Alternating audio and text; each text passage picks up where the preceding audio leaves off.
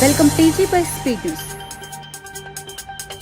High court ఆదేశాల నేపథ్యంలో Fatima college భవనంపై కూల్చివేత ముప్పు పొంచి ఉంది. ఈ నిర్మాణం అక్రమమని ఆరోపణలు వెల్లువెత్తుతున్నాయి.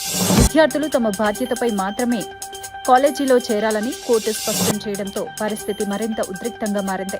ఈ వ్యవహారంపై ఎమ్మెల్యే రాజాసింగ్ స్పందిస్తూ వెంటనే చర్యలు తీసుకోవాలని ప్రభుత్వాన్ని డిమాండ్ చేశారు. అక్రమ నిర్మాణాలను ప్రోత్సహించడం వల్ల భవిష్యత్తులో మరిన్ని సమస్యలు తలెత్తే అవకాశం ఉందన్నారు. విద్యార్థుల భవిష్యత్తు దృష్ట్యా ప్రభుత్వం త్వరితగతిన నిర్ణయం తీసుకోవాలని సూచించారు. సంబంధిత అధికారుల నిర్లక్ష్యం కారణంగానే ఈ పరిస్థితి ఏర్పడిందని విమర్శించారు. ప్రస్తుతం ఈ అంశం రాష్ట్ర వ్యాప్తంగా చర్చనీయాంశంగా మారింది. ఇవాళ మనం చూస్తున్నాం తెలంగాణలో చాలా వరకు FTL ల్యాండ్ చుట్టుపక్కల కట్టిన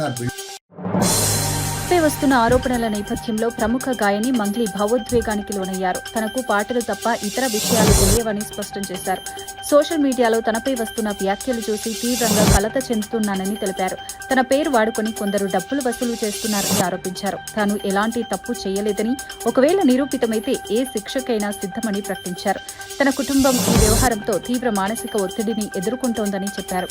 బాధితులకు న్యాయం జరగాలని కోరుతూ నిజాలు వెలుగులోకి రావాలని విజ్ఞప్తి చేశారు. ఈ ఘటనపై పోలీసులు దర్యాప్తు కొనసాగిస్తున్నారు. నన్ను ఎక్కడికైనా పిలవండి, నేను ఎక్కడికైనా రానికి సిద్ధం. ఏ పోలీస్ స్టేషన్ గడప తొక్కనికైనా సిద్ధం, జైలుకి పోవడానికి కూడా సిద్ధం. నాకు అసలు ఆ బాధితుడిని చూస్తుంటే ప్రాణం పోతే చాలా చాలా బాధ అనిపిస్తుంది. వాళ్ళు నా మీద అనిపిస్తున్నా కూడా మంగ్లీ మంగ్లీ మంగ్లీ అని చెప్పి ఏమీ లేని మంగ్లీ, అక్కడ అసలు మంగ్లీకి సంబంధమే లేదు.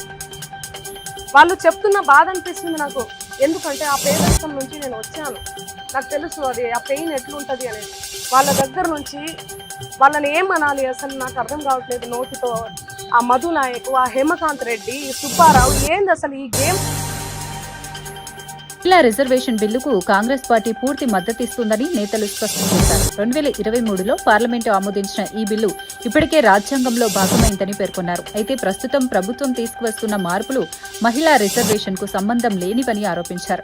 డీలిమిటేషన్ ద్వారా రాజకీయ లాభాలు పొందాలనే ప్రయత్నం జరుగుతోందని విమర్శించారు. ఓబీసీ, దళిత, ఆదివాసీ వర్గాలకు అన్యాయం జరుగుతుందని ఆందోళన వ్యక్తం చేశారు.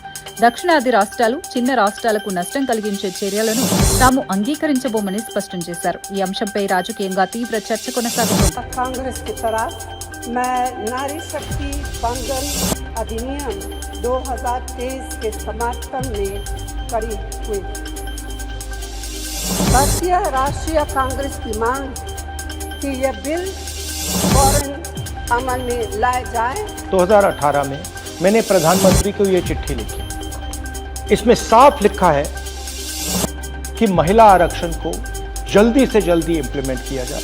यहाँ मैंने कहा है कि 2019 में महिला आरक्षण इंप्लीमेंट हो जाना चाहिए। उसके बाद 2023 में मैंने भाषण दिया, पार्लियामेंट हाउस में भाषण दिया, अनेक भाषण दिए, जिसमें मैंने कहा कि महिला आरक्षण देश के लिए जरूरी है और जल्दी से जल्दी इंप्लीमेंट हो जाना चाहिए। In my view, it is quite simple. This bill can be implemented today by giving 33% of the seats in the Lok Sabha and the Vidhan Sabha to India's women.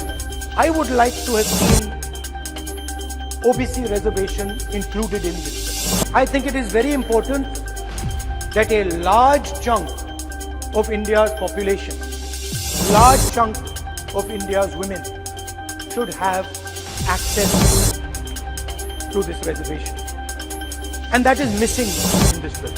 भाई और बहनों, अब बहुत बड़ी बेईमानी की जा रही है। प्रधानमंत्री नहीं चाहते कि कास्ट सेंसस, नए सेंसस। డీలిమిటేషన్ అంశంపై బీఆర్ఎస్ నేత కవిత తీవ్ర వ్యాఖ్యలు చేశారు. మహిళా బిల్లుతో డీలిమిటేషన్ ను లింక్ చేయడం పెద్ద కుట్రగా అభివర్ణించారు. మహిళల పేరుతో రాజకీయ ప్రయోజనాలు పొందేందుకు ప్రయత్నిస్తున్నారని విమర్శించారు. తెలంగాణ ప్రాతినిధ్యం తగ్గితే ఊరుకోమని హెచ్చరించారు. ప్రస్తుతం ఉన్న శాతం అలాగే కొనసాగాలని డిమాండ్ చేశారు. లేదంటే మరో తెలంగాణ ఉద్యమం తప్పదని అన్నారు. మహిళా రిజర్వేషన్ బిల్లులో బీసీ ఉపకోటా తప్పనిసరిగా ఉండాలని పేర్కొన్నారు. ఈ వ్యాఖ్యలు రాజకీయంగా పెద్ద చర్చకు దారితీశాయి. వాస్తవానికి రెండు కూడా సపరేట్ అంశాలు.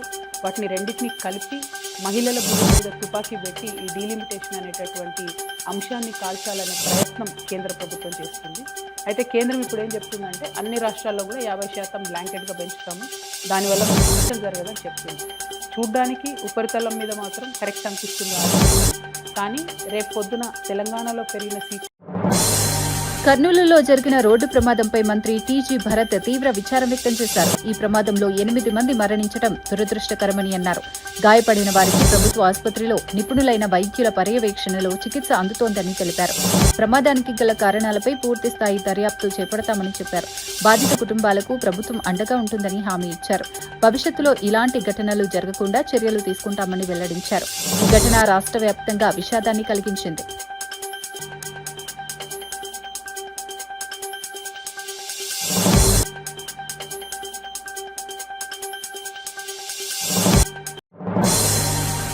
రోడ్డు ప్రమాదాలను తగ్గించేందుకు తెలంగాణ ప్రభుత్వం అరైవ్ అలైవ్ కార్యక్రమాన్ని వేగవంతం చేసింది.